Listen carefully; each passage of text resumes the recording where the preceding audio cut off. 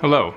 PV loops are the gold standard for measuring direct, real-time cardiac function, but the technology, and more specifically the calibration procedures, can present a challenge to new researchers to the technique. In this video, we'll explore common calibration shortcuts, and take a look at how avoiding calibration by using estimates produces inaccurate results in both admittance and conductance PV systems. So why doesn't everyone just calibrate?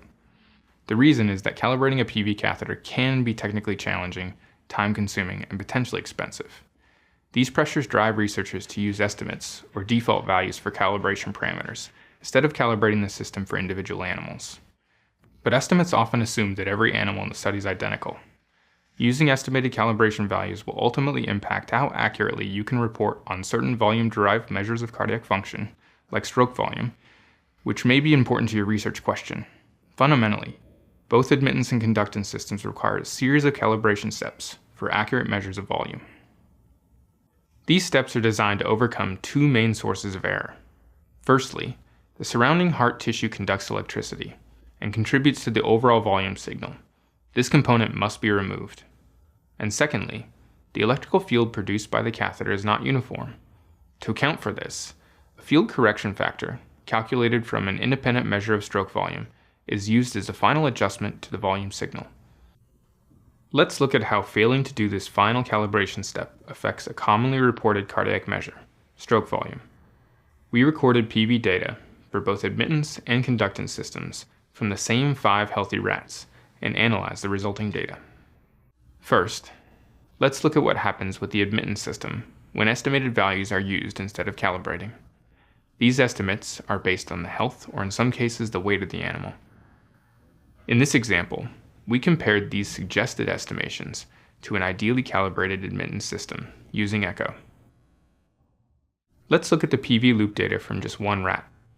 Here, the volume signal is calibrated using the default 200 microliter stroke volume estimate for a healthy rat. When we compare this to the ideal calibration using echo, here, we can clearly see there's a large difference in stroke volume for that same rat. When we use the other suggested estimate, based on the weight of the animal, here, we get an even greater difference in the stroke volume. When we look at this across a group of 5 animals, the use of the default value estimate consistently results in an overestimation of stroke volume in comparison to the echo calibration. In addition, biological variability of the stroke volume values is reduced when using this estimate, causing all of the reported values to be tightly clustered around the reference value of 200.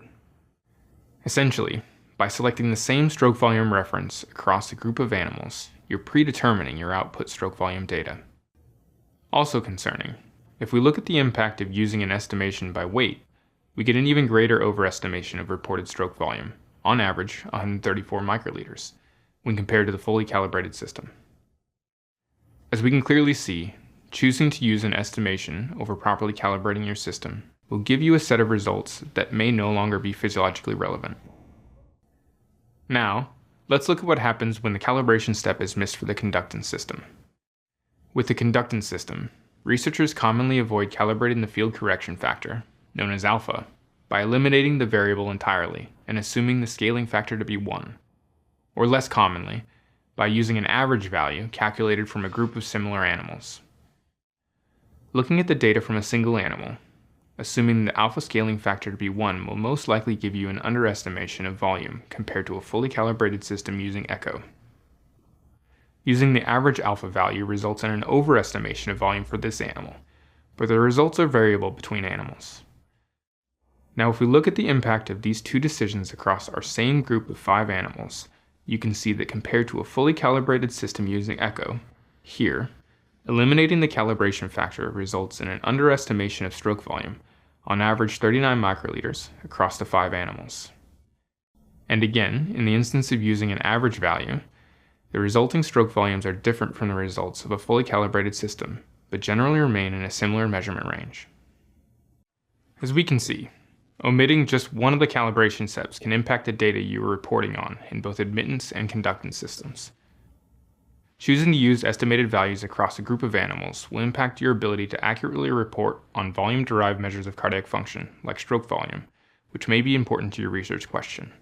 As such, We strongly recommend you consider the effects that not calibrating your system properly will have on the accuracy and credibility of your results. Thanks for watching. For more in-depth analysis, including the effect of using estimated values for parallel conductance calibration, please follow the link on screen.